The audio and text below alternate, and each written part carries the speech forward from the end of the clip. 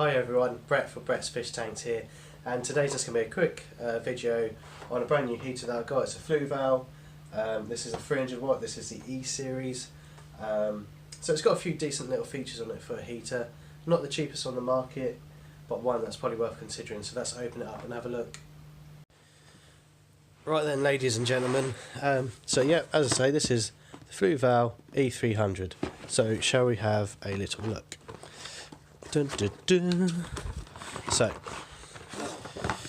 first thing you notice is this thing comes with a whacking great big guard on it. And one of the main reasons why I went for this one was because of the guard, and it's because this is going to be in a tank with relatively large cichlids, including an Oscar. So the heater needs to be protected to save him destroying it. So there we go. So yeah, going through the unique selling points on this heater, it has an LCD display. So that bit there, it's going to tell you what temperature it is. It's a fully submersible heater as well. This one is the 300, as I said earlier. There are other ones available. So there's the 50 watt, 100 watt and 200 watt. The 300 I believe is the biggest as it goes. Then apparently it has a high and low temperature, so if it's above the high or below, it will give you a warning. So that's a pretty cool thing. So should the aquarium water temperature rise or fall beyond 3 Celsius, the coloured screen will flash, indicating a potential risk. So that's a pretty cool setting to have as heaters go.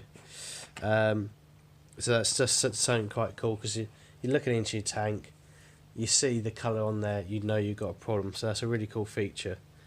It's got precise temperature settings. So as on the box here, with the easy to use adjustment lever, the temperature can be precisely set in 0.25 Celsius increments as well. And then onto the advanced safety thing. The integrated fish guard offers advanced protection. Fish and invertebrates cannot come into direct contact with the heater core. The heater is protected against shocks from larger fish. So, like I say, I got it to try and save from the cichlids absolutely destroying it and electrocuting themselves. So yeah, so I've got this one because it's a 300 watt and my tank is 374 to be precise. Now, the box says 375 litre on it, but to be fair, I've had a 200 watt do more than an adequate job on my tank, but I suppose my house isn't that cold. So yep, so let's have a look and take this apart. Right then, ladies and gentlemen, as I was saying, this here is the LCD display. It says when you get this heater, put it in the aquarium to acclimatise for 20 minutes, then turn the power on. As default, these will be at 25 Celsius. If you can see, there's a minus, there's a plus. So if, for instance, you want to have your tank set at 26 Celsius, you then get this lever here, hold it down for 5 seconds, and that will go up by 0.5 Celsius, and then so one more, and that will then get you to 26, and so on. So if you want to go backwards as well, hold that down. So it sets your temperature, so you're happy with it. As you can see here and here, these are little push-in bits, so the pads come off, or the suction cups even, and then to get the heater out, if you can just see there, there's an up arrow there with a screwdriver. So the screwdriver goes in there, flat head one, push that in, pop, that comes off, and the heat will come out, and it's done. And then you can maintain the heater that way. So yeah, so I'm now going to take my old heater out, because that's going in my 240 litre tank, and put this one in. I'm hoping, because my tank's quite long, that this will be long enough. I'm not sure, here's hoping. So yeah, so bear with me as I put this Fluval E300 in the tank and get this set up.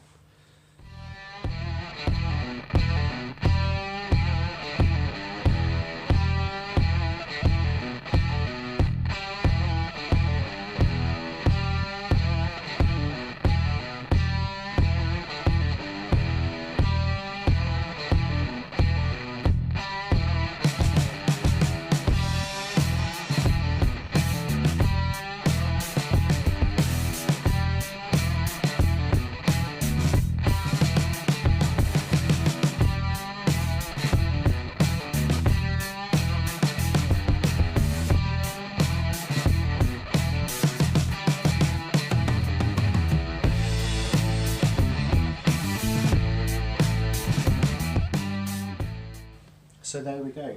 That's the FLUVAL E300 unboxed, talked about all its unique features, and installed in my 374 litre cichlid aquarium.